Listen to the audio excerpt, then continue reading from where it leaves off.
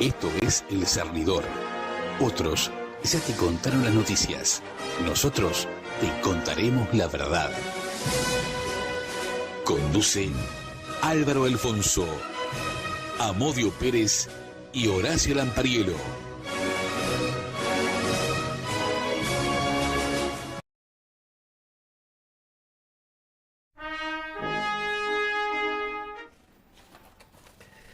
Buenas tardes, Uruguay.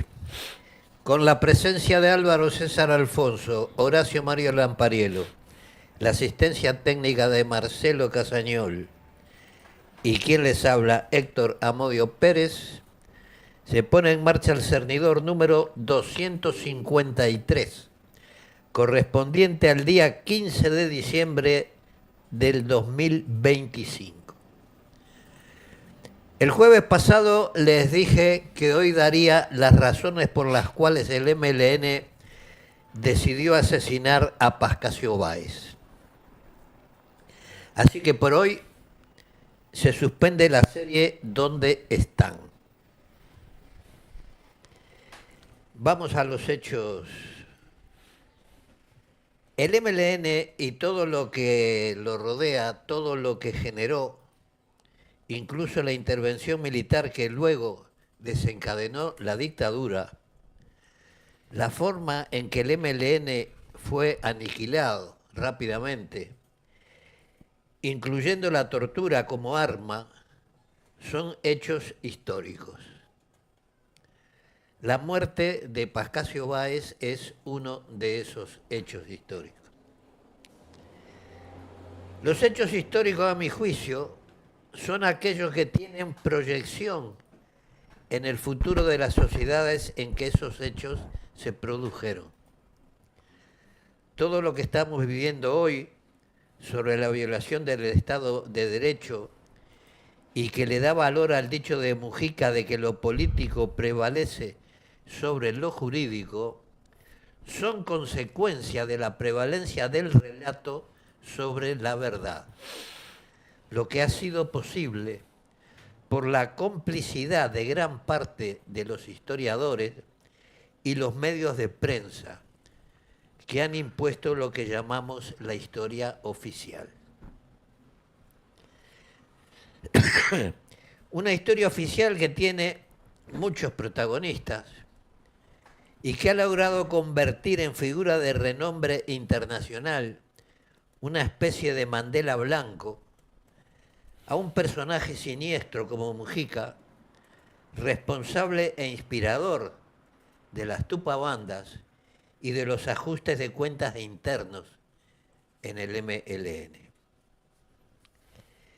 Creo que los hechos históricos deben ser tratados dentro del contexto en que se produjeron, porque nada se produce por casualidad.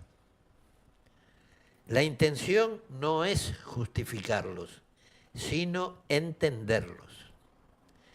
Y en el caso del asesinato de Pascasio Báez, entender por qué un ejecutivo mayoritariamente moderado hizo prevalecer el valor de un local sobre la vida de un inocente, tan inocente que formaba parte de la clase social por cuya liberación la organización que lo asesinó se había puesto en marcha. ¿Y por qué un hombre esencialmente bueno como Ismael Bassini, que puso en juego su vida en defensa de los trabajadores, fue capaz de quitarle la suya a un compañero de clase por el simple hecho de tratar de enmendar un error de la organización que él integraba? Creo que estamos ante una tremenda paradoja que no estoy en condiciones de analizar en toda su profundidad, porque Bassini ha sido el brazo ejecutor y ha pagado por ello, pero la muerte de Pascasio Báez es un crimen colectivo. Vamos a situarnos entonces en diciembre de 1971. Tras el abuso, el MLN estaba abocado a un proceso de división iniciado en Punta Carretas, cuya raíz verdadera hay que situarla en julio de 1970, cuando Raúl Sendic impidió que Alicia Rey integrara el Ejecutivo en mi sustitución y de esa forma manejar las decisiones del Ejecutivo según su criterio. Sendic desde 1968, cuando la división en columnas confundió la descentralización con la autonomía, lo que fue fuente de enfrentamientos mientras yo integré esa dirección. Consecuencias de esa manera de actuar son el fracaso de la negociación por el Plan Satán, la caída de Almería, la muerte de Mitrione y el fracaso de la negociación e impulso del ministro Fleitas, que incluyó el traslado de Sendic al penal de Punta Carretas para que desde el mismo penal se intentara convencer al Ejecutivo Provisorio recientemente formado de la conveniencia de aceptar la propuesta de Fleitas. Pero Sendic, consciente de haber violado el acuerdo de pedir el rescate por un número limitado de presos, me dejó fuera de la reunión y de esa forma consiguió el efecto contrario al que buscaba, dado que Marenales, Manera y Fernández Huidobro eran ajenos a la real gravedad del momento. Luego vendrán las discusiones por el Plan Cacao, en el que Sendic intentó hacerme responsable e hizo el ridículo, ya que yo era el único que había votado en contra de su puesta en marcha. Y luego me dejó fuera de las discusiones por el Plan Satán y la caída de Almería, cuando iniciativa suya, el C1, el organismo que era la dirección dentro del penal, me sancionó con 8 días sin militancia por el resultado de la requisa de un libro que Zabalza me había entregado y en cuyo interior había una carta clandestina en la que se mencionaba la posible entrada al penal de una pistola desarmada. Apenas llegados al penal, los presos, como consecuencia de la caída de Almería a principios de octubre de 1970 y que pertenecían a la columna del interior, comenzaron a reunirse formando grupos de trabajo y comenzaron a elaborar planes que decían eran realizados sobre la base de las experiencias de organizaciones que, como el Uruguay, no contaban con la naturaleza propicia a las acciones guerrilleras al uso. Fue así que Chipre y el libro del general Grivas comenzaron a competir con Mario Puzo y su libro El Padrino, del que se extrajo la justificación de la línea de la justicia revolucionaria. Y a quienes encontrábamos y señalábamos que en todos los documentos del MLN se reconocía las dificultades para el desarrollo de la guerrilla rural, se nos decía que sí, pero que tanto en el documento 1 como en las 30 preguntas a un Tupamaro se dejaba abierta la posibilidad de instalar en el interior grupos que en determinado momento realizaran acciones de apoyo a la guerrilla urbana o de distracción de las Fuerzas Armadas. Desde la época del coordinador se había dado una especie de sociedad de apoyo mutuo entre Sendic y Eleuterio Fernández Huidobro, quien, alentado por dos autoproclamados teóricos leninistas, Andrés Cultelli y Jorge Torres, aspiraba a convertirse en el líder teórico del MLN y poco a poco se fue alejando de quienes, hasta hacía muy poco, eran sus aliados, las columnas de Montevideo, que habían protagonizado las acciones que habían desarrollado al MLN, las acciones que respondían a la línea de la propaganda armada. Fue así que pronto encontraremos a Fernández Huidobro elaborando sus propios planes, que a medida que se planteaban al Ejecutivo recibían la misma respuesta que las propuestas por los compañeros del interior. No estamos de acuerdo, se les decía. Y los argumentos empleados eran coincidentes con los que, como integrantes de la columna de Montevideo, formábamos la mayoría dentro del penal. Poco a poco, el novel ejecutivo fue motivo de las críticas, algunas rayanas en la mala fe, por parte de los presos del interior, sobre todo cuando se les hacía ver las contradicciones entre su voluntarismo y la realidad, y sus seguidores todavía en libertad pusieron en marcha a espaldas del comité ejecutivo la construcción de las tatuceras, lo que según sus impulsores serían la Sierra Maestra del Uruguay.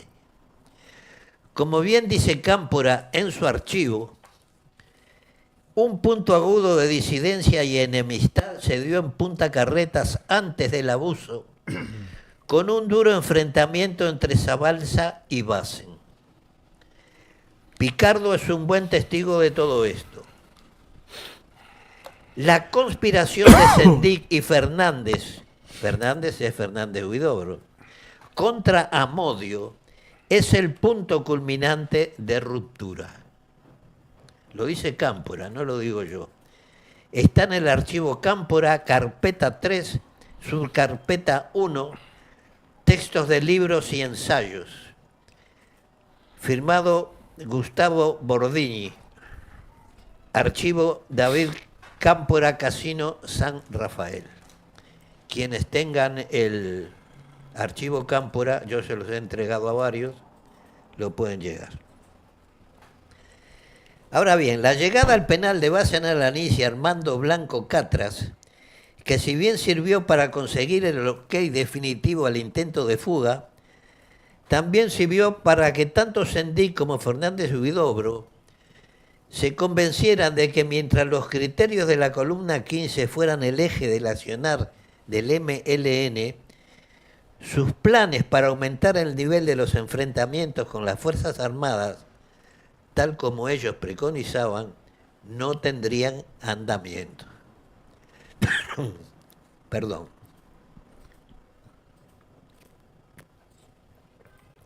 Cuando la historia oficial se puso en marcha, quienes fuimos los moderados en el uso de la violencia, que incluso llegamos a ser tachados de derrotistas y patrinqueros, seremos llamados militaristas y cargaremos con la culpa de la derrota.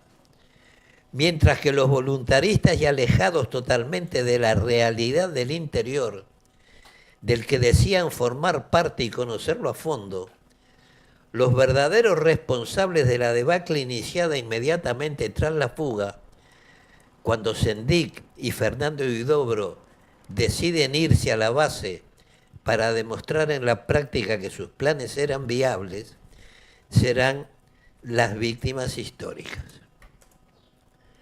La estancia Espartacus fue un local a nombre de la familia Esclau, pero financiado en gran parte por el MLN.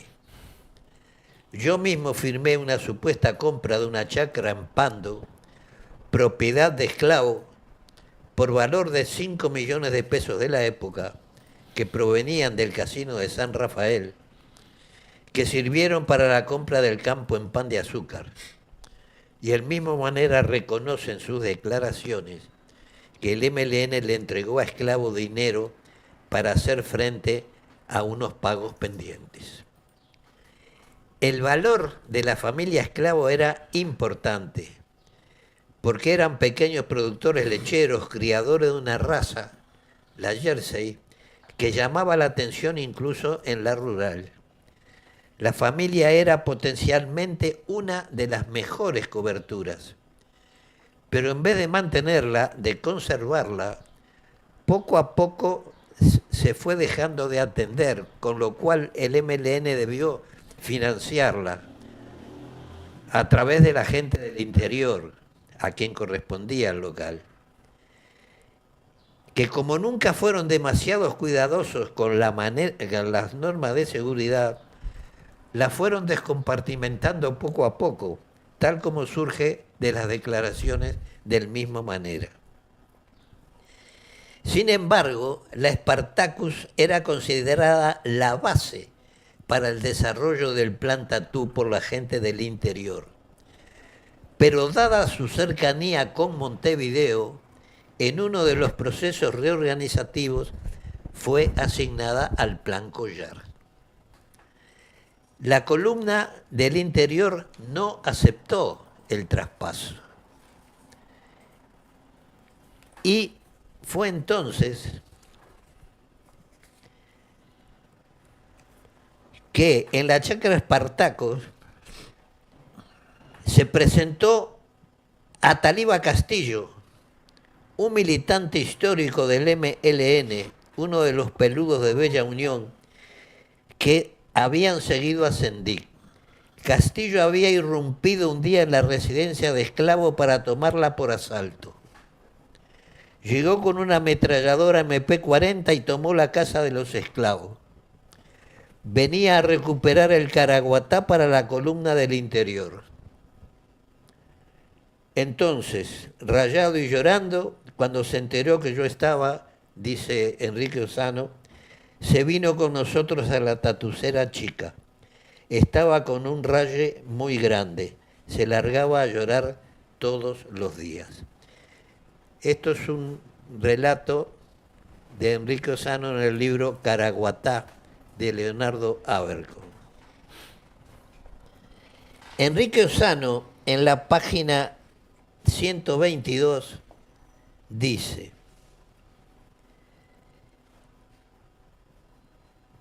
a Ossano también le ordenaron un día ir al Caraguatá. Estaba en un local del MLN en un balneario de la Costa de Oro, junto con Julio Listre y Horacio Gorila, era el apodo, Horacio Ramos. Eran parte del Plan Collar, otro de los programas creados en la cárcel de Punta Carretas. Su propósito era saturar las zonas vecinas de Montevideo de locales y grupos guerrilleros que, llegado el caso, pudieran sitiar la capital, el Plan Hipopótamo. Un día llegó un alto mando del MLN para transmitirle una orden impensada. Becatesa, chiquito, como le llama Manera en sus declaraciones, continúa Enrique Ossano, era del Estado Mayor del MLN y nos coordinaba a nosotros. Vino y nos dijo que traía una orden de Engler, que integraba la dirección del MLN. La orden era que teníamos que ir al Caraguatá, que estaba en poder de gente de la columna del interior, o sea, la había tomado a Talibá Castillo, que de alguna manera era su cuartel general de la columna del interior. Teníamos que ir, tomarlo y quedar a cargo. Una lucha interna de dos facciones dentro del MLN. Una que respondía a Eleuterio Fernández Huidobro, el Plan Collar, y otra que respondía a Sendik, el Plan Tatú. Según el relato de Ossano, Listre pidió para quedarse en el Collar y no tomar parte de esa misión, y su pedido fue aceptado. A nosotros nos dijeron: el gorila va de primer jefe del Caraguatá y vos de segundo. Pero no nos dijeron nada respecto a quién estaba allí y cuál era la situación. Yo no sabía casi nada del Caraguatá. Tenía apenas una imagen vaga, nada más. Las tensiones internas en el MLN, rememora Ossano, para ese entonces ya habían pasado a mayores. Y este tipo de golpes internos se había hecho frecuente entre las facciones en pugna. Hubo muchos episodios de ese tipo. Una vez el flaco Zabalza desarmó a Engler, le sacó la pistola a una PK-319, lo dejó en la calle clandestino y sin fierro, que era lo peor que te podía pasar. Los locales se tomaban militarmente.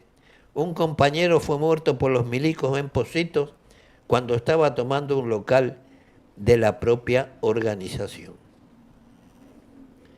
En cumplimiento de la orden recibida, Osano y Ramos fueron trasladados al Caraguatá, armados con intención de arrebatarle el refugio a la columna del interior y tomarlo para el collar en nombre de la dirección de la organización.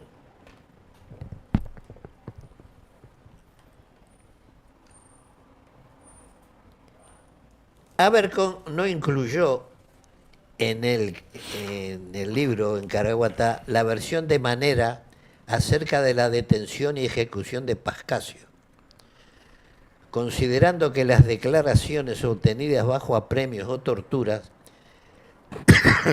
no deben ser tenidas en cuenta. Incluso en el libro entrevista a Rosenkopf para que éste le diga en qué medida era responsable de la ejecución de Pascasio, cuando son bien conocidas sus declaraciones en las que confiesa su participación directa en la decisión y delata al resto de participantes. Pero como esas son declaraciones ante la justicia militar, Abercón no las tuvo en cuenta. Le fue a preguntar y Rosenkopf le dijo que ya lo había dicho. Todo lo que tenía que decir ya lo había dicho. Sin embargo, Manera aporta una versión diferente a la conocida oficialmente y distinta a las de Osano y Bassini. Parte de estas declaraciones de Manera ya las leyó Álvaro. Son muy largas, pero lo fundamental es que Esclavo no conocía a Pascasio Báez.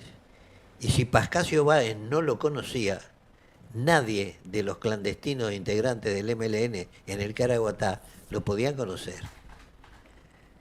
Y la versión que da Manera difiere de la versión de Osano y de Bassini en el libro Caraguatá, que yo le doy mayor verosimilidad por la sencilla razón de que un habitante de Pan de Azúcar, nieto de quienes en ese entonces vivieron la experiencia del Caraguatá, la confirma. Y es que Pascasio Báez vio salir de debajo de la tierra a un hombre, fue a un bar, lo comentó públicamente y un tal Pereira Mucio, colaborador del MLN, amigo de Esclavo, por eso llevaba a pastar su caballo a la Espartacus, le avisó a Esclavo lo que estaba pasando.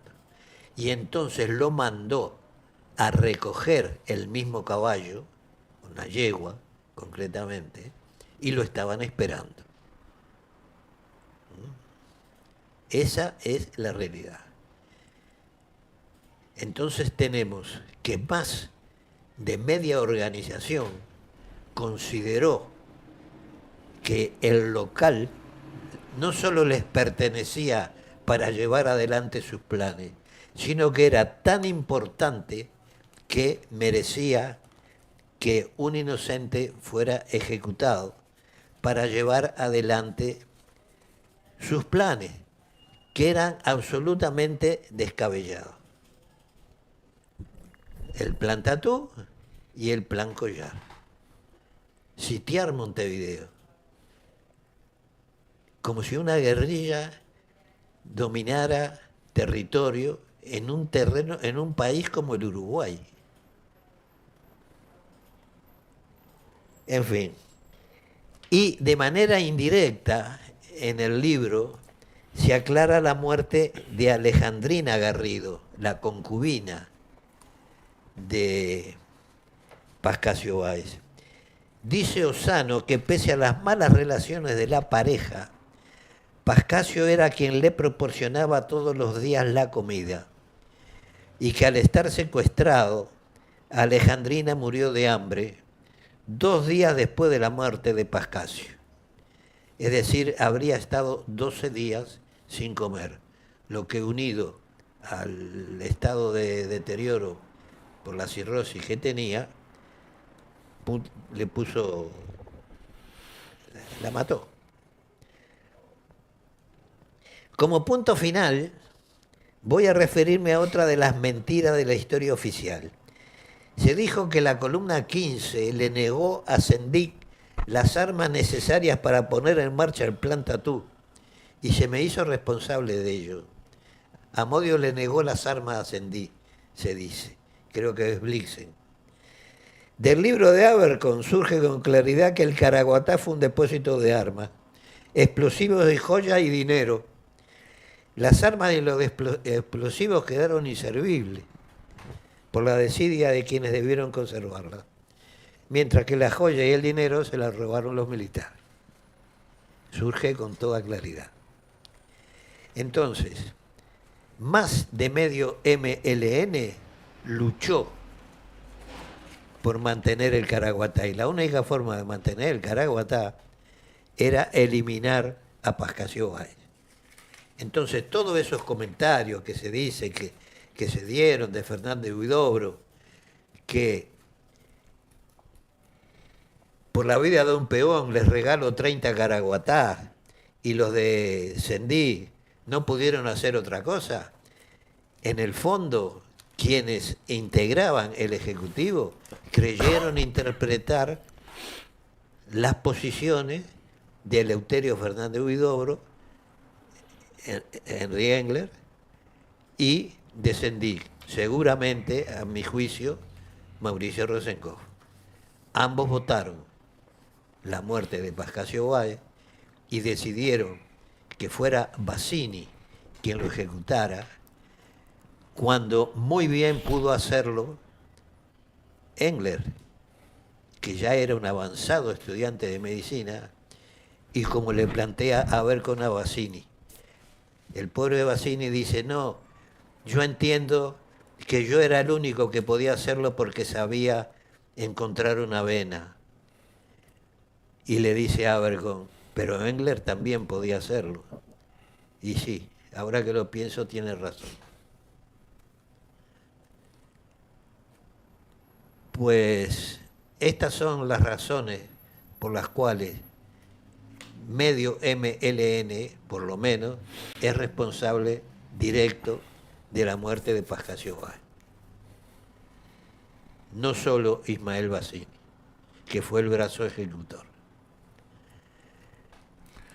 Espero haber sido lo suficientemente claro, y si algo tengo que aclarar, me lo dicen y en los próximos programas lo haré con mucho gusto. ¿Quiere que le diga una cosa, Amodio? El MLN, aparte de atacar el sistema democrático, que es el menos malo, opinión personal mía, se estaba transformando en una monarquía, en donde había uno que imponía y la mayoría acataba, y a los que no estaban de acuerdo los iban apartando. Ahí en el libro reconocen las disputas que había de unos con otros y quiénes eran los triunfantes, ¿no? O iban quedando algunos y los otros se irían apartando, o lo que sea. Y en el caso del Tupamaro que termina matando a Pascasio, era tan inocente como incrédulo, o bestia, por no decir otra cosa, de que se da cuenta la repregunta que le hace Abercorn, ¿no? Con respecto al estudiante de medicina. Ah, bueno, ahora que usted me lo dice, tiene razón, no lo había pensado. No lo pensó en ese momento ni todos los años de pata que llegó el libro. Estamos en el horno, ¿no? Ahora, hay una cosa que es clara. Usted dijo que hubo enfrentamientos entre unos sectores y otros, fracciones de un lado y del otro, que unos dirían no estoy de acuerdo con esto, pero los otros lo querían imponer por la fuerza, al extremo de que copaban los berretines, los locales, lo que fuera, que tenían las otras fracciones para quedárselo ellos. Esto iba, si ustedes hubieran triunfado, esto terminaba igual que Cuba. Y usted me va a decir, no, pensábamos distinto, no éramos lo mismo que Cuba, está bien. Pero había un montón de gente que funcionaba por el apellido y porque querían ser los primeros. Ahí el sistema democrático, el reemplazo de los dirigentes, yo entiendo que si cae parte de la dirección, es difícil llamar a una elección para reemplazarlos, porque era una organización secreta que manejaba todo bajo nivel para que no los capturaran. Pero, por ejemplo, usted ha relatado varias veces de que cuando usted es apartado o se aparta de la dirección del MLN, su reemplazo era Alicia Rey. Y ellos se encargaron de que no fuera. Exacto. Y no lo pasaron por una asamblea y en ese momento no había caído todavía la dirección del MLN, ¿no? No debía pasar por la asamblea, ya estaba decidido de antemano. Está bien, era su suplente, pero... Claro. Y si ella no entraba, ¿por qué ellos elegían a dedómetro? No había un sistema muy representativo. Cooptación se llamaba. Cooptación. Sí. Dictadura nomás. Yo quiero a fulano y vení conmigo y vos sos el que viene acá Nosotros pegadito. habíamos aceptado lo que se llamaba el centralismo democrático. El centralismo. Democrático. Monárquico le pondría. Yo era el rey Se sendic. discutía a fondo, o en algunas circunstancias más o menos a fondo, Sí. y luego se aceptaba la resolución de la mayoría. Está bien. Yo muchas veces, Discrepó y aceptó. exactamente, Está bien. llevé adelante directivas con las cuales en las discusiones internas no estaba de acuerdo, pero después tenía que, por disciplina, Sí, sí. así. Por 30ª vez, más o menos, Sí. voy a reiterar lo mismo. Al señor Maneras físicamente no lo tocaron para que escribiera 13 páginas. Le hablaron. ¿No? Es así. Después pueden hacer las valoraciones que quieran Sí, sí. y además, cuando se habla del tema de las torturas, hay algo para calibrar. Lo que dijeron, ¿es cierto o no es cierto? ¿No? Pero en este caso, por 30ª vez, voy a decir lo que le dijeron. Le dieron un bloc, un lápiz y le dijeron, algunas cosas sabemos. Escribí todo lo que sabes y si te olvidás de alguna de las que sabemos, te cago a palo. ¿No? Pero en la mayoría de los casos fue así. Sí, sí, no, sí, bueno, está. ¿Hubieron torturas? Está bárbaro. En este caso, estamos hablando de un tema muy jodido. ¿Mm? Que fue totalmente diferente en el ejército al horror que se cometió durante el gobierno del doctor Tabaré Vázquez. En aquel momento, cuando se marca el lugar donde estaba sepultado, si se quiere, si se puede decir de esa manera, Sí. Pascasio Báez, dejaron una guardia en la zona. Cuando verificaron que estaba. Primero verificaron que Exacto. estaba, ¿no? Todo lo contrario a lo que se hizo en el gobierno del doctor Vázquez con el caso Hellman, donde llevaron a esta muchacha, a la hija de María Claudia García de Hellman, Sí, y le dijeron que estaba en ese lugar, sin haberlo verificado. claro. ¿No? Y los titulares, a veces quieren Sí. titulares. No, que querían fama, ¿no? Por eso, titulares. Y todavía ya han pasado más de 20 años, Sí. ¿no? Y todavía ni la justicia argentina ni la justicia uruguaya le ha dado una respuesta. Claro. ¿Mm? Así se manejan las cosas en estos asuntos. Yo tengo algo que he dicho y que lo voy a refrendar, ¿no? Dele. Por los diferentes comentarios que hay estos días de la visita de Orsi al presidente de la Suprema Corte de Justicia. El responsable, vuelvo a reiterar, no sé también si por 30ª o 40ª vez, de que estén presos tiene nombre y apellido, José Mujica Cordano. Sí, es verdad. ¿Ah? No lo pude encontrar todavía, pero ya lo voy a encontrar. Está en una editorial del País unas declaraciones de Mujica diciendo que en el año 2009, es decir, poco antes de ser presidente, que la ola venía para dejar sin efecto la ley de caducidad. No lo dijo usted, ni Amodio, ni yo, ¿no? Lo dijo él. Y en esos días, a partir de esa locura de que la voluntad popular no vale para el Frente Amplio, si pierde no vale, si no, sí. El doctor Rodolfo Sienra Rosen, Sí. un abogado muy, muy conocido, muy importante, escribió más de una vez sobre el tema de la ley de caducidad. Eran breves escritos, pero tremendos, contundentes. Y los voy a leer. Porque dice una frase que creo que demuestra lo que es este gobierno. Esta gente parece que son de mentira, pero son de verdad. ¿Mm? Y empieza con un verdadero escándalo, dice. Es el título que puso el doctor Rodolfo Sienra. Para que ustedes vean que esto se escribió en el 2009 y estamos casi en el 2026 y parece que hubiera salido hoy en el diario El País, en la página editorial. Dice el doctor Rodolfo Sienra: la izquierda con mayoría parlamentaria hizo, hace y hará lo que se le da la gana, sin frenos legales ni constitucionales, ni éticos que la detengan.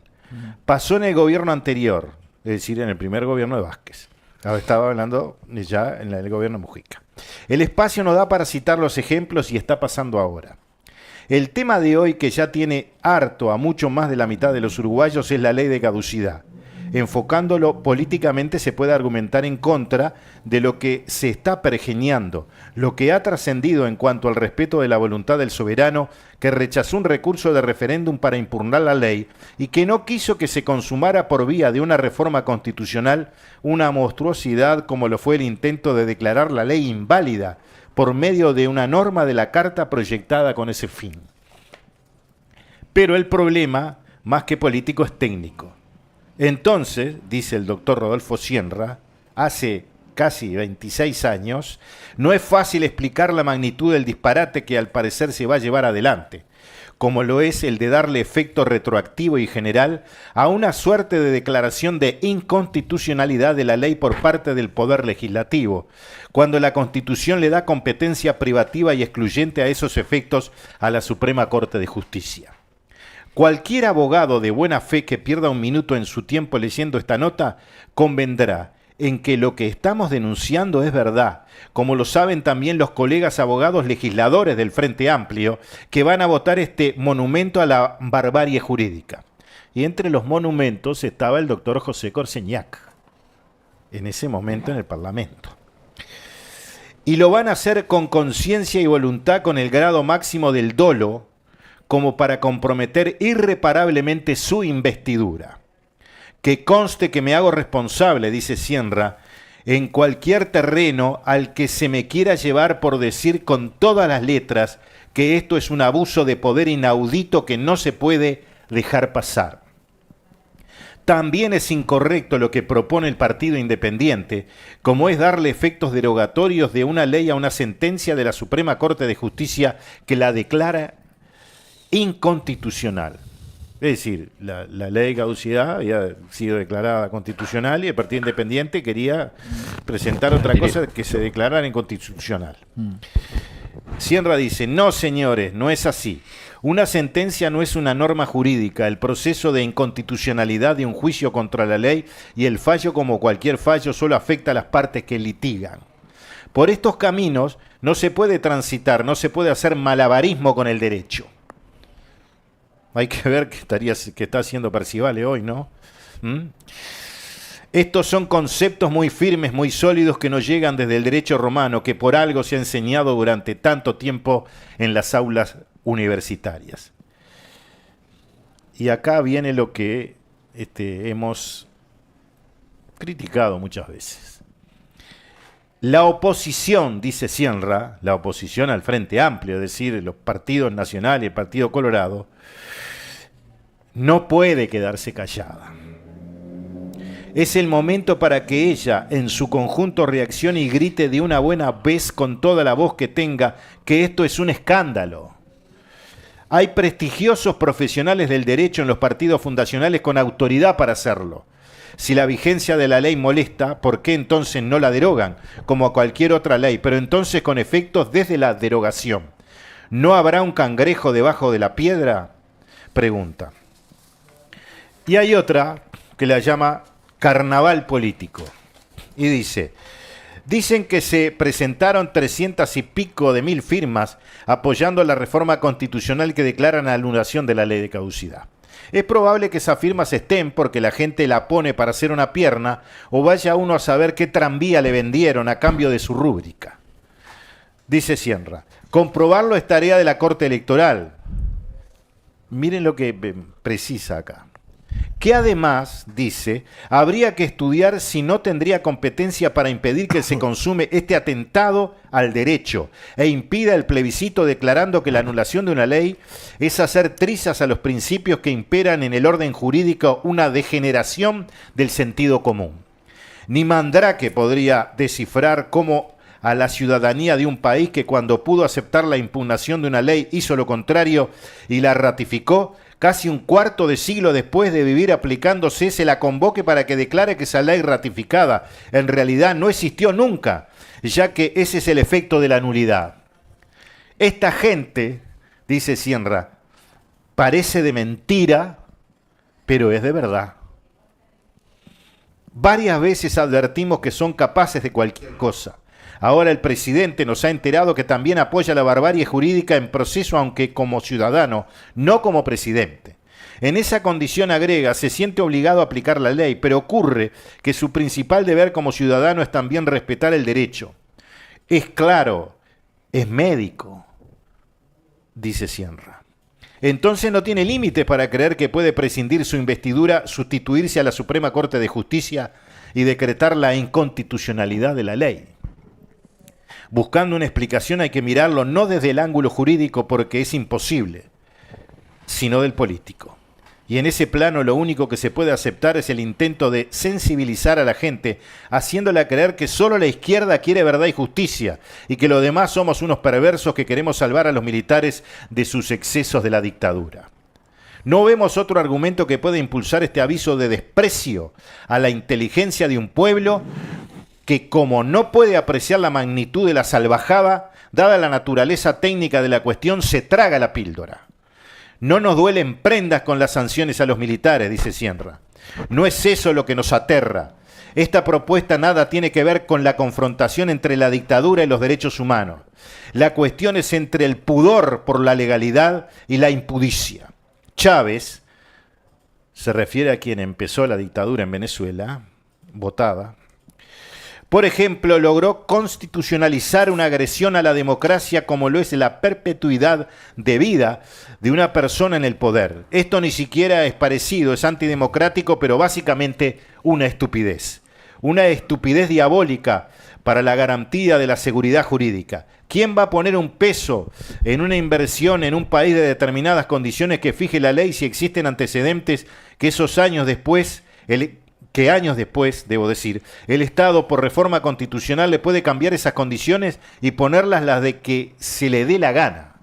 Finalmente dice, lo único que cabe esperar es que salvo los votos cautivos del oficialismo, todos los demás, incluidos los del Frente Amplistas lúcidos, comprendan el alcance de esta burda maniobra y no la acompañen. Y lo volvemos a repetir, son capaces de cualquier cosa.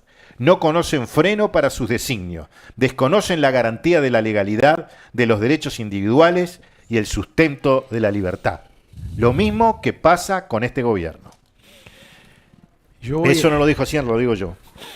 Le voy a decir algo. A mí lo que más me enoja, porque eso fue un vaticinio que se transformó en realidad. ¿Estamos de acuerdo? Sí. Entonces, parece que hay gente que dice, pero ahora, viste que Orsi fue a hablar con el presidente de la Suprema Corte porque quiera... No, te hacen el mismo verso que hacen los señores que te hicieron hasta ahora todos, sin excepción te lo hacen. Lamentablemente es así. Vos me decís, bueno, no, pero Horacio, estás loco. No, no estoy loco. Y te voy a explicar por qué no estoy loco. Se enojan, y con razón, muchos, porque no se corrigió durante el gobierno pasado. Y ahora te sale un diputado como Goñi, que fue diputado en su momento, y te plantea un proyecto para que sean domiciliarias a partir de los 70 años. Sí, premio consuelo. Premio consuelo, porque acá les sirve el premio consuelo, ¿está bien? Y festejan. Y nosotros hemos hablado con algunas personas que estaban felices de que Mujica le había pedido a Orsi, y Orsi iba a cumplir. Orsi te hizo el verso, se tomó una tardecita para ir a tomar un café. Mujica también. Por supuesto, y los usan y le sacan los votos. Me dicen, no, nosotros no votamos a la izquierda. Mire, muchachos, lamentablemente, indirectamente, muchos han votado a la izquierda, cuando han sido sus acérrimos enemigos. Y yo no digo que sigan siendo enemigos, porque viste que a veces tienen charlas entre ellos, charlas de boliche, comunicaciones. Pero también pasa, no se le puede cobrar de que no lo presentaran en la legislatura pasada, porque no era legislador, ni diputado ni senador, al senador Bordaberry, que pidió prisión domiciliaria y fechas patrias, el proyecto de ley de Bordaberry para cerrar heridas de la dictadura. Y yo le voy a decir algo. Yo creo que lo que se tendría que hacer es derogar la ley que él ratifica.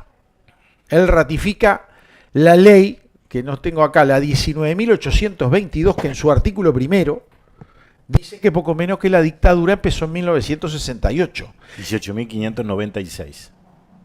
Bueno, él dice de la 19.800. Está bien, 19, sí, después siguieron. Pero la ratifica, dijeron, del 68 por violación de los derechos humanos en democracia. Él dice, la ratifica en todos sus términos. ¿Ah? O sea, lo que hace el senador Bordaberry, que habla muy bien y tiene muy buenas ideas y muchas cosas yo coincido con él, es hacer un menjunje, un recorte y pega, a ver si los convence, y les pone como fecha patria el 20 de mayo. Como te pido una cosa, te doy otra. Él dice así: Pedro Bordaberry, senador del Partido Colorado, presentó este lunes en la Cámara Alta un proyecto de ley de reconciliación, verdad y nunca más. Yo le voy a decir algo, la reconciliación, después de que hay tantos peleas, yo creo que ya no funciona más. La reconciliación es como dijo Mujica, hasta que se muera el último. No, aunque se muera el último, va a haber lo mismo. Seguro. Mire, me estaban haciendo una entrevista por un libro en Canal 4, y atrás mío estaba para entrar después José Mujica. Ajá. Y me preguntaron, dice, ¿usted comparte lo que dijo Mujica, lo que usted acaba de mencionar? Dije, no. ¿Cómo? ¿Y por qué no? Dije, porque esto sigue por lo que voy a hablar después. Esto sigue porque es un tema económico. Pero no importa que muera el último, el penúltimo o el más último. Pero aparte de lo que propone el legislador, que está bien que lo proponga filosóficamente, pero no lo va a lograr en la gente, dice, cerrar en forma institucional las heridas aún abiertas del periodo 1973-1985, consolidando un camino de unidad nacional, verdad documentada y trato humanitario, en referencia a la dictadura cívico-militar. El primer artículo establece la creación de una Comisión Nacional por la Reconciliación y el Nunca Más. Ya pasamos por eso, ¿no? No armen más. A ver, acá no se respeta la Constitución. En los plebiscitos y los referéndum, como es expresión del pueblo, se sabe, ningún constitucionalista se le podría ocurrir decir que están por debajo de una ley. Porque es la voluntad popular. Es como que digan, bueno, ganó Mujica, ganó la calle, ganó Orsi, ganó Tabaré Vázquez, ganó Sanguinetti, ganó la calle Padre, la calle Herrera, ¿no? Y después dicen, no, pero no ganó. No, ¿cómo que no ganó? Si hay una elección, claro, que es la voluntad popular, te la tenés que bancar. ¿Te gusta el candidato que ganó? No me gusta, decís vos, pero me lo tengo que bancar 5 añitos y después veremos, ¿no? Y esas son las reglas de juego. Bueno, acá la voluntad popular se la pasaron por las partes. ¿Está bien? Y punto final. Entonces el hombre pide una Comisión Nacional por la Reconciliación y el Nunca Más. La verdad que ya me sonó mal. Sus principales cometidos serían recabar, sistematizar sistematizar y ordenar información relativa al periodo dictatorial, así como promover ámbitos de diálogo orientados a la reconciliación nacional y contribuir al esclarecimiento del destino de personas cuyo paradero aún se desconoce. A ver, muchachos, ya está todo, esto está todo, hay leyes para esto. Pero además, no se cumplen, ¿a quién va a poner el Frente Amplio? ¿Gerardo Caetano, De Masi Seguro. y Álvaro Rico? ¿Quién va a hacer la Seguro. investigación? Seguro, claro. esto es Lo un mismo de chiste. siempre. Lo mismo de siempre. Sí. Dice, otro artículo refiere a la creación del Archivo Nacional de la Verdad. Había una comisión antes, después vino una en el gobierno pasado de la concertación, ahí vino, salió y está muerto ese porque ni arrancó. No, pero todavía la ley 20.280 no se cumple porque todavía los archivos están cerrados, no hay ninguno abierto. Y dice todavía que funcionaría dentro del Archivo General de la Nación. Ya están las cosas ahí, no se preocupen. Bueno, lo primero que tienen que hacer en el Archivo General de la Nación es poner más funcionarios porque no los hay. que están no alcanzan. No hay. No, los que están no, casi no hay. Por eso. Para temas concernientes al pasado reciente, y todavía insiste, ¿no? Además, el proyecto establece la aplicación de prisión domiciliaria para personas mayores de 75 que hayan sido condenadas por hechos ocurridos hasta el 1 de marzo de 1985. Yo creo que lo único que tendría que presentar el senador Bordaberry es este artículo. Y lo tendría que fundamentar. Porque aparte, está bien, lo especifica para hechos ocurridos hasta el 1 de marzo del 85. También se dispone la plena vigencia de la ley 19.822 en todos sus términos. Les aclaro, artículo primero dice esa ley de que todo empezó en el año 68, que comete a la Institución Nacional de Derechos Humanos y de Defensoría del Pueblo a la búsqueda de las personas detenidas desaparecidas. Otro punto del proyecto... En realidad la jueza Mota, ¿no? Que es la que manda Claro. ese negocio. Porque aparte El que se lo dirige, reparten. Los otros cuatro no Si Mota no saben. Exacto. Y nadie de los otros se anima a entrarle al Sí, tema. ¿Le claro. tiene miedo? Porque acá hay un pacto de silencio entre muchos que están en esos niveles. Sí, pero que lo digan, ¿no? Claro, los tipos van y votan, pero escúchame, si son 5 y hay 4 y dicen, no, esto lo maneja Mota. ¿Y los otros 4 qué hacen? Ah, lo que diga Mota. Entonces, ¿para qué pones de la oposición? No pongas. No lo pongas ni para controlar. Bájate los pantalones, te entras y no me gastes plata en los sueldos y en el cafecito. O darle los 5 cargos, que es lo mismo. Pero claro, pero no le des, poné una sola. Sí. Por eso al final no termina sirviendo para nada estos institutos. Otro punto del proyecto declara al 30 de noviembre como el Día Nacional del Nunca Más. Esta fecha refiere al plebiscito de 1980, cuando la reforma constitucional propuesta por el gobierno militar fracasó en las urnas electorales. Ahí está. Yo le planteo dos cosas que contenía esa reforma, ¿no? Más allá que había otras que eran invotables. Pero había dos cosas que hoy y sacan el 95%, ¿no? ¿Qué era? Llevar a 20 miembros el Senado y llevar a 75 los diputados, ¿no? Y las juntas la junta de ediles era las de 9 integrados, en vez de 31 iban a tener 9 y 15. 15 Montevideo y el resto 9. Para gastar hoy, menos. Claro, hoy si se presentara una reforma constitucional conteniendo esa posibilidad, ¿no? De achicar el Senado, la Cámara de Diputados, bueno, dice, perdemos democracia. Yo no sé. No, digo que dicen eso. Yo lo que pasa, yo en algún momento de la locución anterior dije que los hechos históricos que no se analizaron en su momento son los que han provocado la situación actual. Sí. ¿Eh? Y miren, una cosa que yo pasé por alto y la tenía señalada. Ustedes recordarán... Doy fe porque vi el papelito, que no lo abrió ahí. Ustedes recordarán que Leonardo Abercon, en Historias Tupamaras y Milicos y Tupas, creo que es también, se destapó con mucha dureza sobre Amodio Pérez, el traidor Amodio Pérez. Pero miren lo que dice Leonardo Abercon por su propia mano. Los recuerdos de Bassini tienen alguna diferencia con los de Ossano. Admite que el Caraguatá estaba en litigio entre los dos sectores que se disputaban la conducción del MLN. Pero asegura que nunca supo ni siquiera imaginó que se hubiera llegado al punto de que un grupo pretendiera tomar la Tatucera por la fuerza.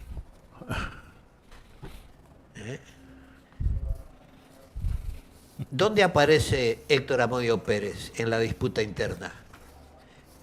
Cuando se dijo que lo mío era un problema personal con Sendik. ¿Quiénes estaban enfrentados por la posesión del Caraguatá? Eleuterio Fernández Huidobro y Raúl Sendik, a través de sus voceros en la dirección. ¿Dónde aparece Héctor Amodio Pérez? Por la conducción del MLN. Bastante tenía yo con la columna 15 en Montevideo. La lucha interna por la posesión del Caraguatá se dio a otro nivel. Esta es la realidad. Horacio, tú terminaste Y con de lo esas de... mentiras, perdón. de esas mentiras, todavía hoy seguimos. Hace poco, en un libro de Sergio Israel, a propósito del golpe de febrero, también se dice, Héctor Amodio Pérez, cuando decidió colaborar con los militares, escribió tal cosa. No, señor. Escribí el libro porque quería limpiar mi nombre, nada más. Álvaro. No, si terminaste con el tema del proyecto. Sí. Ujú. ¿Sí? Terminé, sí. ¿Y sabes qué es lo peor? No, hay porque voy a seguir personas con el involucradas en el tema tema. que en las redes sociales, ¿sabes lo que hacen? Festejan. Y yo sé, hay algunos que me han dicho, bueno, pobre, porque él es por el tema de la familia, ya están viejos. Yo eso lo entiendo, pero vos tenés que ir por la legalidad. Decirle, acá pasó esto, esto y esto. Y ustedes están violando el Estado de Derecho. Ahí les tenés que meter el dedo en el traste. Lo tenés que corretear, ¿tá? En los organismos internacionales. ¿Y cuánto hace que empezaron recién los militares que están en Domingo Arena y sus familias a aparecer en los juzgados internacionales? Hace poquito. Hace poco tiempo. ¿Y llevan cuántos años adentro guardados? No, porque estamos negociando. ¿No se dan cuenta que los usan de punto? No de banca. La banca es el frente y los puntos son ustedes. Gracias a Dios, yo tengo militares que están relacionados, amigos que están relacionados al tema, que los putean a los dos que presentan estos proyectos. ¿Está bien? Así. Sí, sí. Que son unos hijos de su mamá y de su papá. El Sigue. mismo Abercon ha publicado un libro recientemente, Pacto de Silencio, donde publica un artículo referido al fiscal Percivale y a la fiscal Sabrina Flores, donde aparece Sabrina Flores porque Percivale se excusó de actuar en un juicio, ahora no recuerdo contra quién, porque tenía un conocido en ese juicio. Y en el resto de los juicios, Que también tenía que conocido. tenía un familiar, o sea, se excusa en un procedimiento cuando ha llevado adelante cientos de procedimientos cuando éticamente no debió hacerlo. Bueno, no solo éticamente, No, es un tema de funcionalmente. Cuando hablamos de que la dictadura empezó en el 13 de junio del 68, cuando un presidente constitucional aplica las medidas prontas de seguridad, es por esto. Y acá tienen la prueba en una sesión del Senado que voy a leer, porque acá están todas las organizaciones, todos estos quedaron afuera de la ley 18.033, es decir, de las reparaciones pecuniarias. Entonces, le hicieron esta ley para que ingresaran al campo. Y ahora, si alguien me puede explicar cómo más de 50 años después puede haber más de 1.500 expedientes en trámite por hechos que pasaron hace 50, 60 años en el Ministerio de Educación y Cultura para pagar por esta ley, que son poco más de $30.000, poco más de $40.000 o poco más de $70.000.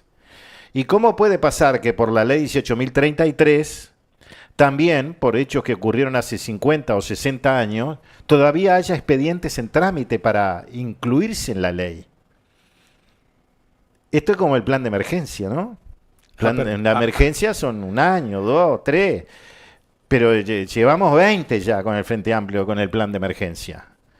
Y claro, un país no puede funcionar si la mitad está sentado en la casa esperando que la otra mitad le pague mensualmente, no tiene mucha gracia, ¿no? Y sigue esto, ¿no?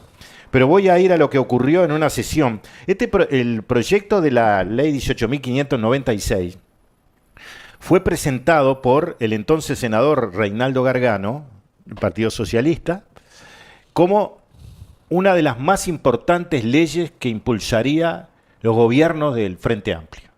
Así fue presentado.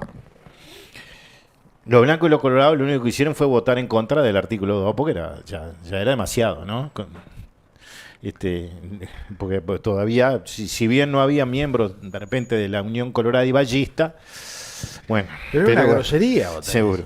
Y entonces, nosotros acá en el libro, La intriga de los derechos humanos, en la página 30, decimos: casi con la línea del telescopio, con la seguridad de que el Estado es un barril sin fondo, durante la discusión parlamentaria sobre lo que luego se plasmaría en la ley 18.596, de la actuación ilegítima del Estado por la cual se reconoce el derecho a la reparación integral a las víctimas que sufrieron violencia estatal entre el 13 de junio de 1968 y el 28 de febrero de 1985. Ese es el título de la ley.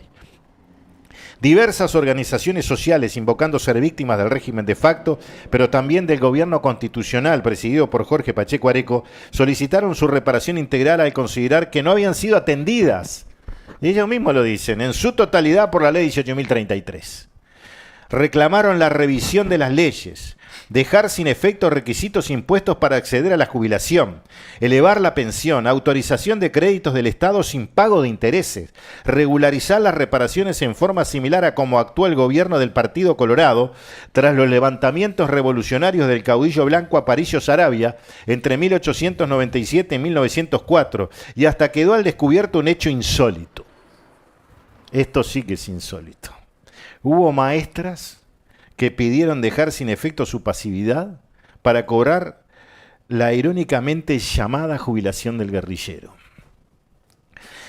Bueno, ya dije que el senador Gargano, presidente de la comisión parlamentaria, había presentado la futura norma de la oposición de la siguiente manera: a juicio del gobierno nacional, dijo Gargano, y de la mayoría parlamentaria que representamos, se trata de un proyecto de ley de extraordinaria importancia. El 14 de julio del 2009 no fue un día cualquiera para la Comisión de Constitución y Legislación del Senado. Diversas organizaciones sociales lanzaron una catarata de reclamos. Además, en esa fecha se recuerda el Día de los Mártires Estudiantiles.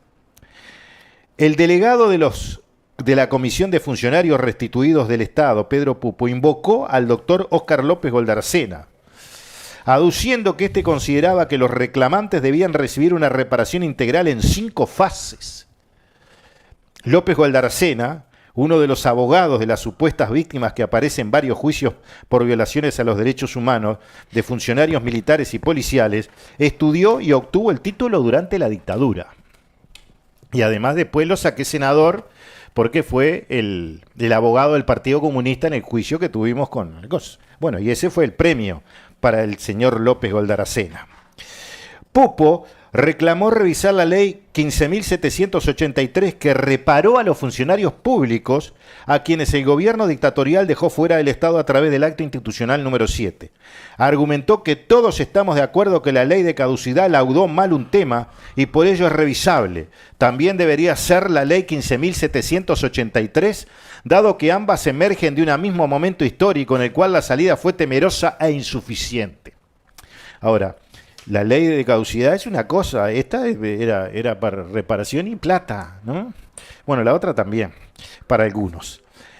Gastón Grisoni, que salió hace pocos días, que por la reparación integral, sí, hombre del servicio exterior casi, porque ama lo que dice la ONU, y que es el representante de Crisol en las comisiones que le dan plata a la comisión por la ley Ellos 18.596 quieren cobrar la 18.033. jubilación más la pensión del guerrillero. No, más cosas, ¿no? Ya le voy a Se decir. las quieren cobrar juntas. Seguro, porque según Grisoni, gran rostrudo, ¿no? Dice que la ley 18.033 tuvo carencias e insuficiencias. En su intervención, de acuerdo al acta parlamentaria a la cual accedimos, presentó un documento con reclamos que a su criterio no había atendido la ley 18.033, a saber, mire, el Estado no se disculpó con las víctimas ni con la sociedad, se excluyó a niños y adolescentes familiares de los presos, no se estableció un día oficial de homenaje a las víctimas del terrorismo de Estado. ¿Cuándo va a ser? El 20 de mayo, 20 de ¿no? mayo. Ah, está bien. No, o sea, esto lo dijeron en el 2009, ¿no? No se destinaron centros de memoria emblemáticos, por ejemplo, el edificio del CAL, en donde hoy funciona la Institución Nacional de Derechos Humanos, y el ex penal de Punta Rieles. Hay confusión entre la indemnización de los presos llamados políticos y las PER que otorga el artículo 11 de la ley 18.033. Los montos pagados por el Estado son exiguos y arbitrarios, no se basan en sentencia judicial. Mentira. Hubo varios que se manejaron por decisión judicial y se les pagó. Y mucho dinero. Si no, pregúntele a los del PVP. No se indemnizó a todo el universo de las supuestas víctimas. Los beneficios en materia de salud son inferiores y deberían ampliarse y no restringirse. Grisoni criticó que no se contemplarán asuntos pendientes de la resolución de la ley 18.033 de acuerdo al proyecto planteado por la organización sobre la reparación integral. No se explicitarán debidamente las responsabilidades y potestades de la comisión especial que ejecuta las reparaciones. No se garantizará la no repetición de la violación de los derechos humanos. Entonces es un disparate decirle a alguien que nunca se sabe eso, ¿no? Y que el Poder Ejecutivo no cumpliera a cabalidad la resolución 60-147 de la ONU que obliga a quienes se amparan en la ley a renunciar a toda acción de reclamo. Esta resolución de la ONU es de unos tipos que apuntan a Irán, a todo el Medio Oriente, etcétera, etcétera, porque después de Uruguay no saben ni qué pasó en América, ni que no tienen la más pálida idea, y no saben ni qué es la Guerra Fría. Alba Roque, de la Comisión del Reencuentro de los Uruguayos, solicitó eliminar el requisito de una década de aportes para que los compañeros pudieran jubilarse debido a que eran muy jóvenes cuando fueron perseguidos y debieron dejar el trabajo, se fueron a trabajar al exterior y una vez de regreso no se les computan esos años como trabajado. Es decir, agregar 10 años. Yo ya te digo, la quieren toda. Roque añadió que por esta ley, la 18.033, los que sí no pudimos jubilar y no los presos o los de la organización Crisol, nos jubilamos con una base de prestación como reparación. Es mejor eso que nada, pero quizás sería bueno que fuera un poco más. Así que no le alcanza los $1.800 que cobran por mes. También pasó por el cernidor, y ahora está pasando también, de la Comisión Parlamentaria de la Agrupación de Obreros y Familiares ex Textil Ferrés, que fueron despedidos basados en el decreto de la dictadura del 4 de julio del 73. Y acá pasa algo medio extraño, ¿no? Mire. El delegado de la organización, Rubén Presa, adujo que dichos trabajadores se agregaron a las listas negras, con lo cual nos vimos enfrentados a varios hechos. El haber sido despedidos a través del mencionado decreto, el no conseguir trabajo, ser reprimidos porque fuimos presos en varias oportunidades. Todo eso constituyó algo así como un exilio automático. Pero luego de este argumento para obtener el beneficio para 43 obreros que habían sido ubicados 44 años después, en su intervención más adelante, Presa se contradijo.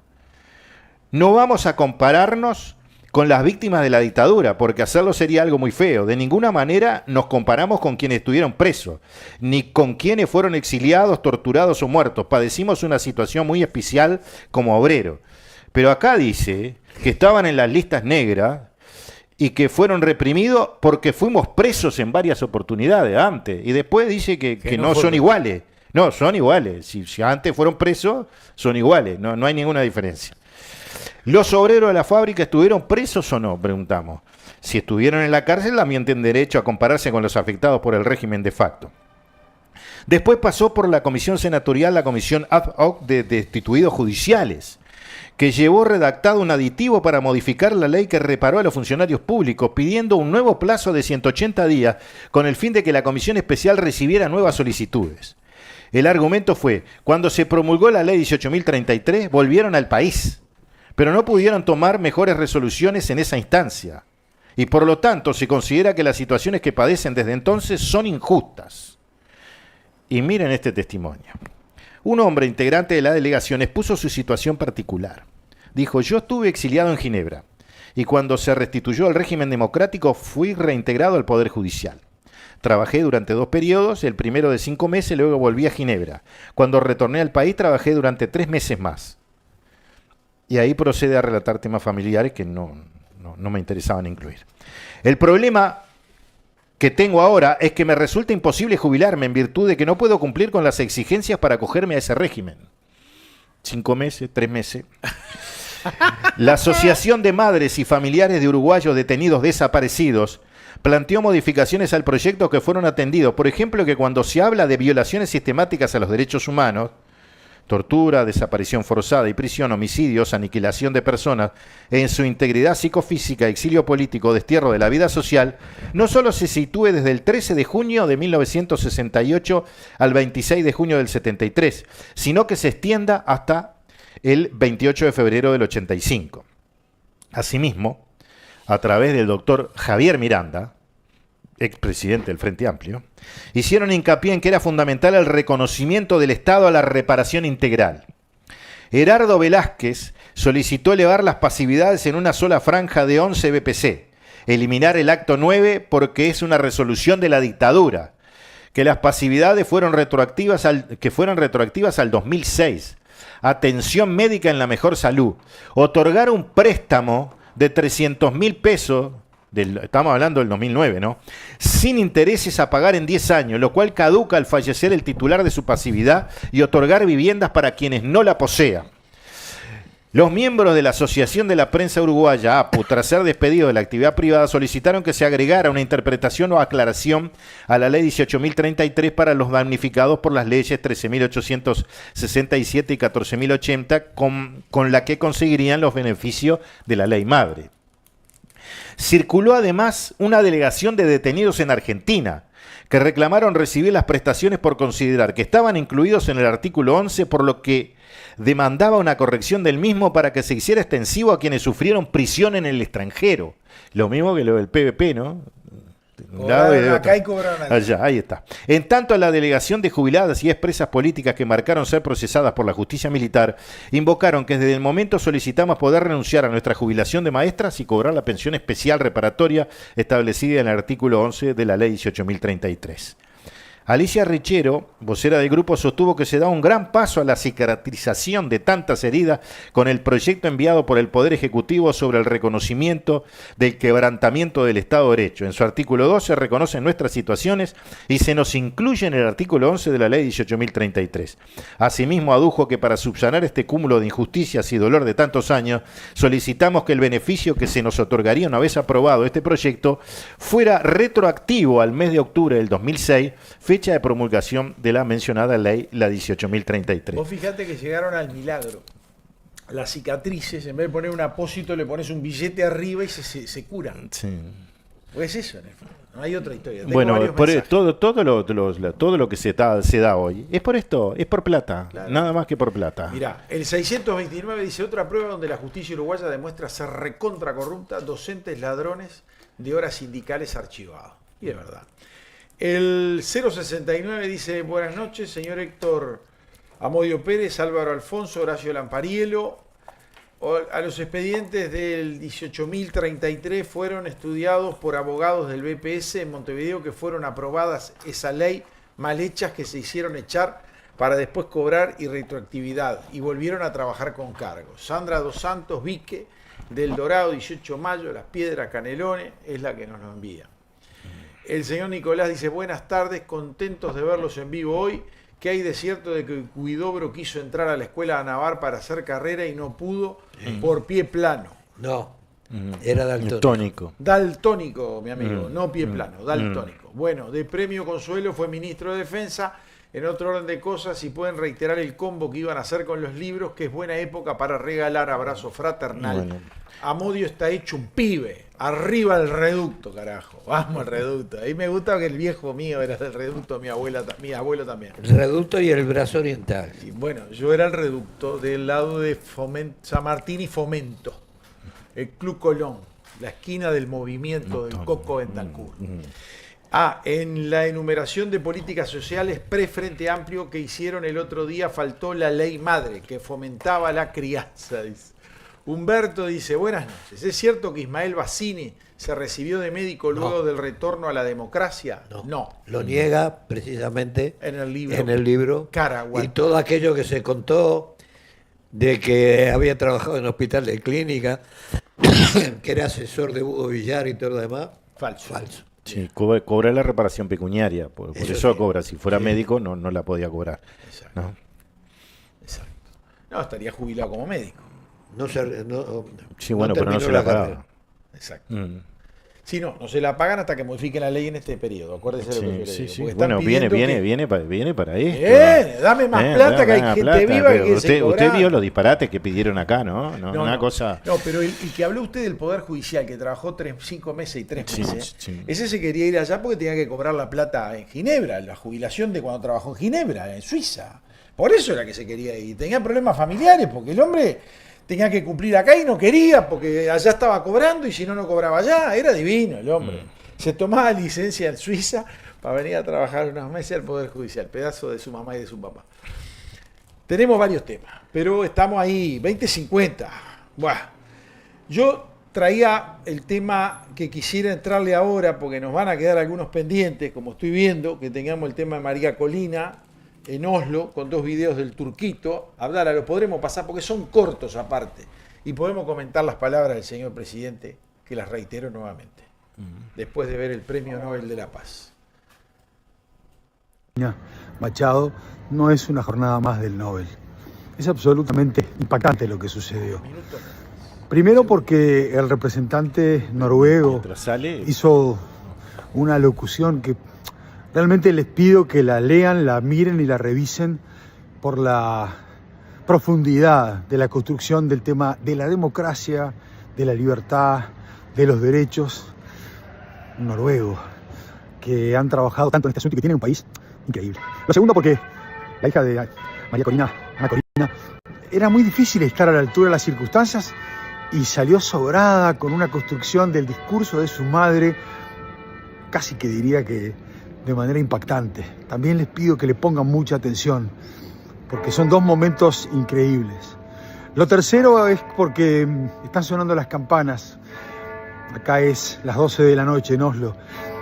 Lo tercero es porque creo que en términos de presencia planetaria, lo de María Corina Machado a esta altura sí es absolutamente global. Y lo cuarto es que probablemente estemos en horas, días, donde la caída del tema de la dictadura sea un dato real para todos nosotros. Y eso es sustancial, porque lo que viene es tiempo de libertad para Venezuela. Y decirlo casi que da miedo, pero da esperanza. Nos brinda una enorme esperanza a todos los que creemos que con la construcción de la libertad, con el espacio de la democracia, se puede avanzar. Es increíble esto. El sonido me deja un poquito perplejo. Les mando un abrazo. Hay que seguir dando todo por Venezuela. Venezuela somos todos, hasta el final. Bueno, ahí escuchamos Abdala, el turco Abdala, que estuvo como embajador ante la Organización de Estados Americanos, creo que era, ¿no? Sí. En el periodo pasado. Entonces, esta mujer hizo toda una peripecia para cruzar hasta Oslo. Primero fue hasta Curazao, 5 horas en un bote de madera, terminó con fisuras de costillas. En el momento que llega a Oslo, de ahí de Curazao, que pertenece a Holanda, correcto, que no se llama más Holanda, se llama Países Bajos. La llevan en avión directamente a Oslo. La mujer estuvo 5 horas en un bote, porque no era más grande que un botecito mediano. Llegó con fisuras de costilla estuvo allá presente, no llegó a tiempo, pero estuvo su hija recibiendo el premio. Y ahora va a volver. Dijo que la están demorando porque los médicos no la quieren dejar ir hasta que no esté curada totalmente, pero va a volver a... Que para mí es una treta, no sé si será que no ya volvió y para que los agarre descuidados a los tipos, porque la mujer dice que quiere volver a Venezuela. Y tenemos las felices frases de Orsi, que yo recuerdo perfectamente bien, cuando dijo que bueno, que tenían que haberlo dejado vacante, que él pensaba que se lo iban a dar a Trump por todo lo que estaba haciendo, o sea que se pasa de ser anticapitalista a ser mamadera capitalista. Hay momentos que es difícil entenderlo a Orsi. ¿Tá? Y ahora vamos a escuchar un video en unos minutos, que lo está preparando, de cómo los reta a los periodistas y a los que escriben los titulares de los medios. Y yo quiero que lo escuchen bien, porque lo peor que nos puede pasar no es tener un presidente tonto, es tener un presidente que se crea presidente y no tenga la capacidad para ser presidente.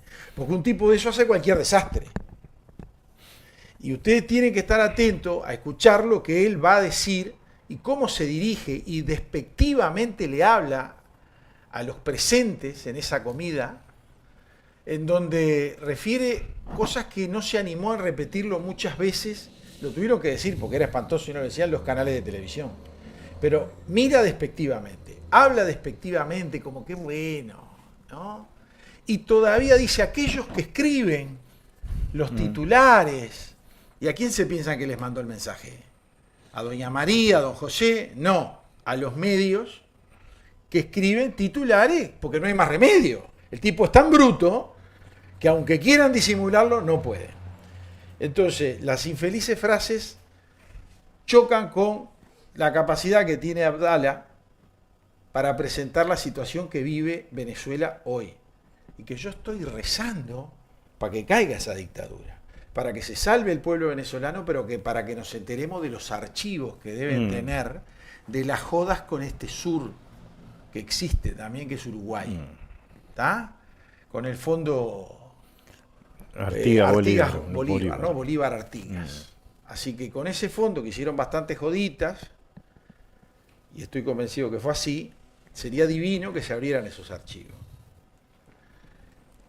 No sé si quieren opinar sobre esto o vamos a... Yo tengo un regalo acá después. Sí. Ahora, por favor. Tengo un regalo. Es más golpeado el regalo ese. No, pero tengo a quien creo que había que enviárselo. Bueno. Pero vamos a mandar el video que hay de AD.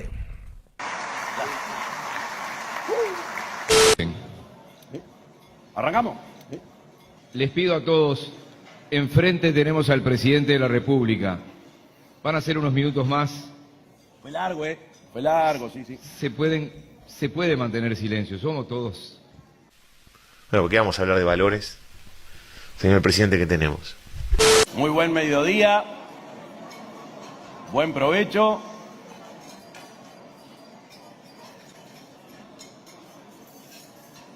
Hay 2 hinchas de Fluminense en esta sala. En fin, déjenme jugar con la imaginación y... la cantidad de tropiezos discursivos y los desvíos comunicacionales. Y quiero que sepan que si tropiezo discursivo es decir lo que uno piensa, si tropiezo discursivo o torpeza, lo voy a seguir haciendo. Y les adelanto, incluso a los editores, que hoy va a ser un gran porrazo. Voy a empezar esta intervención clarificando o estableciendo cómo fue que empezamos, o aquello de la herencia, o aquello de... Habla bien, la concha de tu hermano.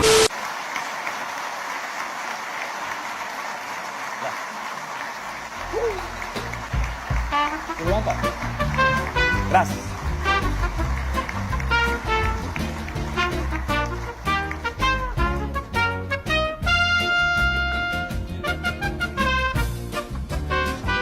Hola, buenas tardes. Bueno, muchas gracias, señor presidente. No sé si me notó la pregunta. Pero momento. Pónganle like, suscríbanse si aún no lo han hecho, con eso nos ayudan un montón. Muy importante comentar para el algoritmo. Bueno, no es para reír, porque cuando él dijo a los editores, y les digo a los editores, les está mandando un mensaje de censura, les está diciendo que no les gusta los titulares que le están poniendo. Es el presidente de la República, ¿tá? Y los está amenazando. Si no lo quieren entender es porque quieren mirar para otro lado. Pero yo se los digo clarito. Esa frase es una amenaza pura y directa. Aparte de que te habla sobrando, ¿no? Entonces yo vuelvo a repetir. Un idiota, un tonto de presidente es un lío, señores. Porque pierde las referencias hasta dónde puede hacer las cosas. Y todavía se está dando cuenta que está quedando pegado porque en otras entrevistas, y hay videos y todo, le preguntan qué opina de cómo pierde popularidad, y el tipo viene en barranca abajo, y él contesta que bueno, que no le importa, que él está para gobernar, dijo. Ay, cuando te entran a decir que quiere gobernar para sacarse el sallo de arriba de que vienen barranca abajo, preocupate. Porque, ojo, puede pasar por arriba de sus laderos. Porque él es el presidente. Y mañana agarra y dice, y esto es así, y se firma, y llama a 2 o 3 que tenga para que le escriban, que no sean sus laderos. Porque yo a esta altura prefiero que los laderos lo controlen, ¿no? Un tipo sin control es un problema. Sierra lo escribió para esto también. ¿Sí? Lo mismo, Y sí, es lo mismo, es lo mismo. Lo que leí es lo mismo, él lo dije, es lo que está pasando hoy. Si no hubiera ganado el Frente Amplio, ¿qué estaría pasando hoy? No importa, digo, pero que estaríamos ya con 10 meses de construcción de Arasatí. Claro. Porque les quiero informar que si tienen 3 meses y poco de agua de reserva, ¿no? En Paso Severino. Y va a haber una planta, supuestamente va a haber una planta en Aguas Corrientes que va a competir con la otra. Entonces, esas 2 plantas pueden producir 850.000 metros cúbicos de agua. Pero el problema es de dónde lo van a sacar. Porque la fuente le puede dar 700. Entonces, es decir, que van a tener una planta, van a hacer una planta nueva en Aguas Corrientes. Con el mismo caudal que y que no va a tener agua para potabilizar. Y una cosa, si yo hoy fuera de alcalde, me opondría, pero... Y voy a decir por qué. Aguas Corrientes puede escargarle una responsabilidad a una población que no puede cumplir, no porque no pueda cumplir, sino porque no tiene agua para cumplir. Primera cosa. Y segundo, porque corre el riesgo de desaparecer como poblado, directamente. Porque una planta de esta envergadura no se hace en 2 metros cuadrados, ¿no? Y entonces ya hay otras razones más para eso. Y se estaría hoy también construyendo la autopista para circular mejor de la salida de Montevideo, toda esa que había dejado hasta firmada Valero para que se iniciara la obra y se paró. ¿Y cuál es la devolución? Los ómnibus para Salgado. Es decir, que ahora Salgado, buchón en Montevideo con las camaritas, también me mete a la cosa. Te voy a contar algo. Salió Vergara ayer. ¿Sabés qué dijo Vergara? Dice, desde que dijimos que íbamos a multar, que todavía no pueden multar porque tienen problemas, que no están pintados el solo bus, recién se lo votó la Junta Departamental, toda la historia, entre un 10 y un 12% ya disminuyeron de vehículos que pasan por lugar. O sea, que tienen trabajándoles gratis de buchones y alcahuetes, no te pueden multar los ómnibus, ya lo están probando la máquina. Sí, seguro. Y siguen poniendo máquinas para multar. Lo filman a usted. Sí, seguro. ¿No? Ahora no se filman ellos cuando se cruzan para el otro lado, ¿no? Sale, les adelanto. Va a venir una columna donde vamos a mostrar el tránsito en Montevideo, en Montevideo y aledaños, área metropolitana también, que mal se maneja. Sí. ¿Está bien? Y van a tener cubículos, taxímetros, transporte colectivo y particulares. Hay que darle a todo el mundo, ¿no? Maneja mal, con video. Próximamente para marzo, febrero, cuando estemos retomando, porque nosotros vamos a estar hasta el día 22. ¿Qué estaría pasando con Cardama hoy? Y bueno, y otra cosa que hizo este gobierno, el humo social, ¿Se acuerdan aquello del lanzamiento, del diálogo social, la recorrida por todo el interior, los 60 años para los jubilados? Y nada. Humo, y los humo, mamadera, humo, humo y los social. mamadera del PICNT no se escucha nada, padre. ¿Estamos de acuerdo, no? Sí.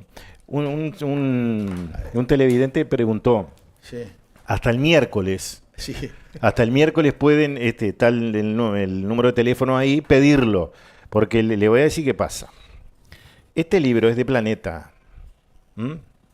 Entonces, esto incluye la con el otro libro. Entonces, pero yo tengo que pedirlo a Planeta. Sí, hay que pagárselo a Planeta. Seguro, hay que pagárselo.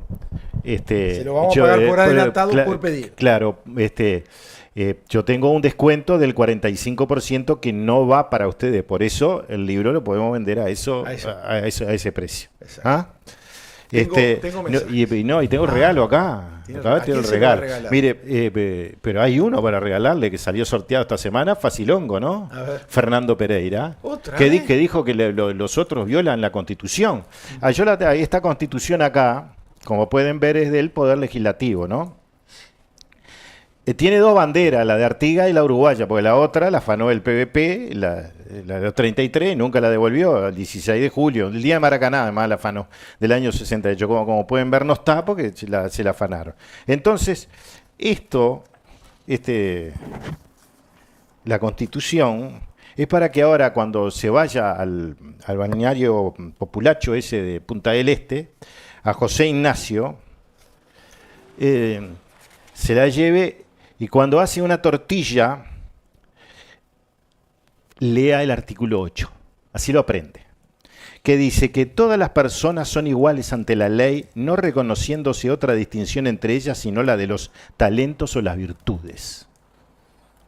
Es decir, si es del frente no es corrupto, no pasa. Acá son todos iguales talentos. Y ahí puede haber corrupto de cualquier lado. En cualquier lugar, organización, corporación, etcétera. Entonces que aprenda el artículo 8 y que es violado bastante seguido. Sí. Porque acá, si vos sos una persona trans, te dan cupo de trabajo en el Estado.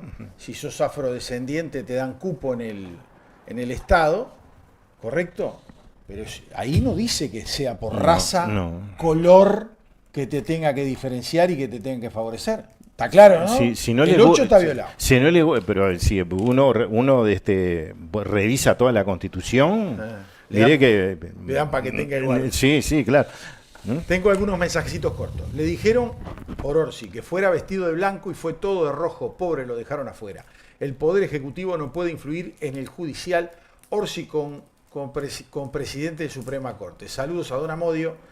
¿Cómo festejaban los venezolanos en Argentina cuando se enteraron que había ganado el premio Nobel María Colina Machado? Dice el 776.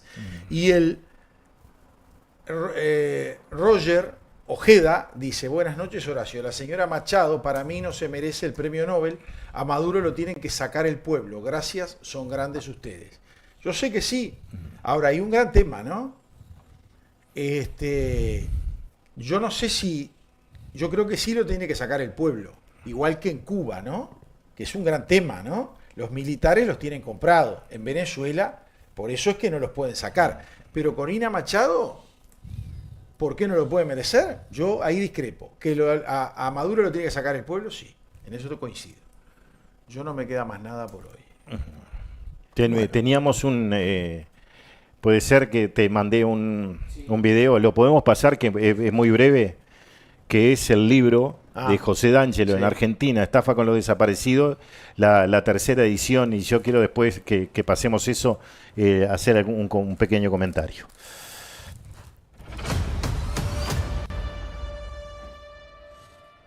Durante décadas ellos tuvieron el monopolio de los derechos humanos y falsearon nuestra historia.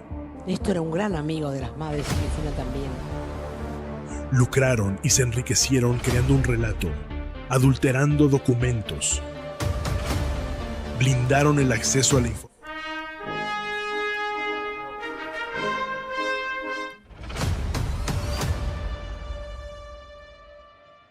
Durante décadas ellos tuvieron el monopolio de los derechos humanos y falsearon nuestra historia. Néstor era un gran amigo de las madres y Cristina también. Lucraron y se enriquecieron creando un relato, adulterando documentos. Blindaron el acceso a la información pública. Incluyeron cientos de falsos desaparecidos en el Parque de la Memoria. Cometieron una estafa multimillonaria disfrazada de reparación. Lo que hago es denunciar casos fraudulentos. José D'Angelo lanza la tercera edición del libro censurado por el kirchnerismo. El libro que se convirtió en causa penal y hoy duerme en Comodoro Pi.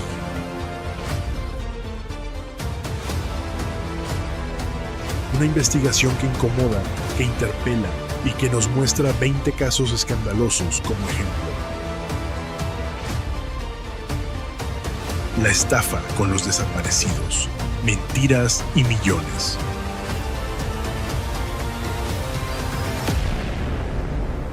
Conseguilo a precio promocional para estas fiestas en estafadesaparecidos.com o en Mercado Libre.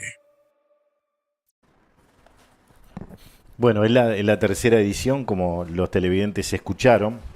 Y el comentario que quería hacer era que en el año 2023, ese libro y un libro de mi autoría, Operación Verdad, iban a ser presentados en la Feria del Libro de Buenos Aires. Había fecha y hora. Y entre ellos, la presentadora por Uruguay iba a ser la señora Mercedes Vigil. Bueno, la doña de Mayo, la madre de Plaza de Mayo, presionaron para que no se presentaran esos libros y llegaron al extremo de decir que si no iban a armar un lío bárbaro en la feria, ¿no? Bueno, lo de la feria, igual que Mujica con el Partido Comunista, se asustaron y bajaron la presentación.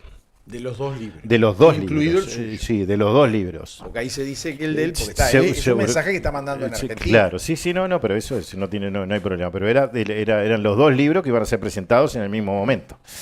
Juntos íbamos a estar, ¿no? A mí no se me ocurrió cuando vinieron ahora acá, como en Argentina las borraron, ir a patearle las mesas, no tienen el mismo sentido que tenemos nosotros en muchos casos, muchos uruguayos, el sentido democrático. Pero bueno, Calavero no chilla y D'Angelo va a venir a presentar seguramente ese libro y vamos a presentar otro nosotros el año que viene juntos, acá a Uruguay. Y esperemos que se nos permita, no que se nos... no en la Feria del Libro, ¿no? En otro lado. Porque en la Feria del Libro... No, pero en la Feria del Libro en su momento presentamos. Sí, presentamos. Usted lo dijo, presentamos. Presentamos la Feria del Libro, bueno. Conjunto lo hicimos, me acuerdo. Sí. La vida de nosotros. Sí, está. El último libro, el año 2011, fíjese. 2010. Sí, bueno, le corrijo la fecha. Sí. Bueno, ¿nos vamos? Nos vamos. No. O sea que será hasta el próximo jueves, retomaremos la serie ¿Dónde están? Y va a ser solo el 18 de diciembre, a una semana de la Navidad. Bueno. ¿Y dónde están?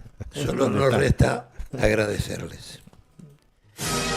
Esto es El Servidor. Otros ya te contaron las noticias. Nosotros te contaremos la verdad. Conducen Álvaro Alfonso, Amodio Pérez y Horacio Lampariello.